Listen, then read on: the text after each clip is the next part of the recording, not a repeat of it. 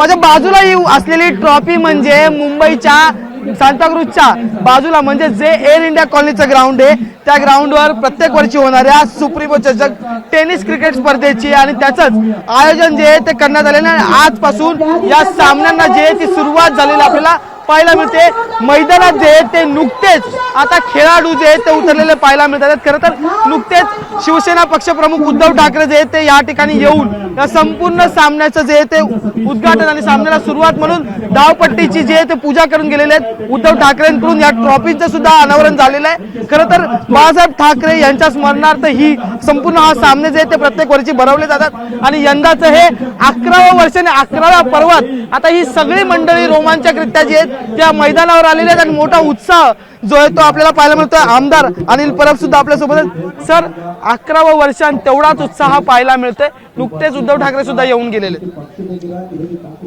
Supremo चषक हा बाळासाहेबांच्या वाढदिवसाच्या निमित्ताने आम्ही सुरू केला होता, परंतु आता आपण बघताय IPL स्पर्धा एका बाजूला चालू आहे तरी देखील टेनिस क्रिकेट पाहण्यासाठी प्रचंड मोठी गर्दी आज इथे उसळलेली आहे।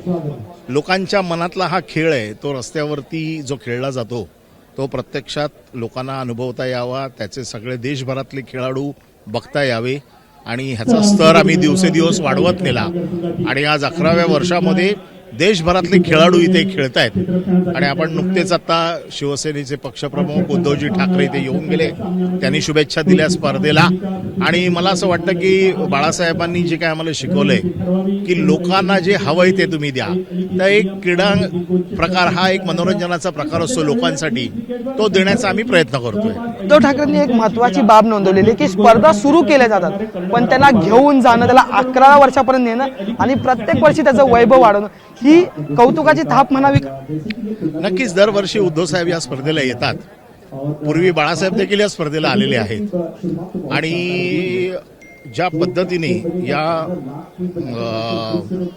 स्पर्धेचा दर्जा वाढत जातोय ते बघता ही स्पर्धा अगदी अत्युच्च टोकाला आता गेलेली आहे आणि आपण बघताय की मैदान, त्याच्या बाकीच्या सगळ्या नवीन नवीन टेक्निक या सगळ्या आम्ही आता इकडे आणलेले आहेत। अगदी शेवटचा प्रश्न आहे की उद्धव ठाकरे तुम्ही जसं म्हटले की एकीकडे IPL चालू आहे, दुसरीकडे तुमच्या इकडे मैदानावर रणधुमाळी चालू आहे, पण या सगळ्यात महाराष्ट्राच्या राजकारणात सुद्धा IPL चालू आहे असं उद्धव ठाकरे म्हटले। या वक्तव्याला आम्ही कसं घ्यायचं? नाही, मी आज राजकारणावरती काही बोलणार नाही। त्याचं कारण असं आहे लोक खेळण्याच्या मनस्थितीत आहेत, लोकांना क्रिकेट बघायचं आहे, राजकीय व्यासपीठ वेगळं आहे आणि उद्धव साहेबांनी सांगितलं की तिथे पण चालू असतं। आम्ही त्या मैदानावरचे खेळाडू आहोत, या मैदानावरचे आम्ही आयोजक आहोत, त्याच्यामुळे त्या मैदानावर आम्ही खेळतो आणि इकडे आम्ही आयोजन करतो। त्यामुळे हे आयोजन आता व्यवस्थित झालेलं आहे आणि त्या मैदानावर जेव्हा खेळू तेव्हा त्या मैदानावर आम्ही चांगली फटकेबाजी करू। महाराष्ट्राच्या राजकारणात IPL झालंय असं वाटतं का? खेळाडू इकडे आपण बघताच आहात ना, दररोज पक्ष बदलणं याला काय म्हणतात, संघ बदलणंच आहे ना तो। ठीक आहे, पण तो राजकीय भाग आहे। आज आपण खेळाडूंचा कौतुक करायला इथे बसतोय, मला असं वाटतं स्पर्धेला शुभेच्छा देऊया। तुम्हाला शुभेच्छा। आपण जर पाहिलं तर स्पर्धेला शुभेच्छा देऊ असं मत आमदार अनिल परब यांनी मांडलं।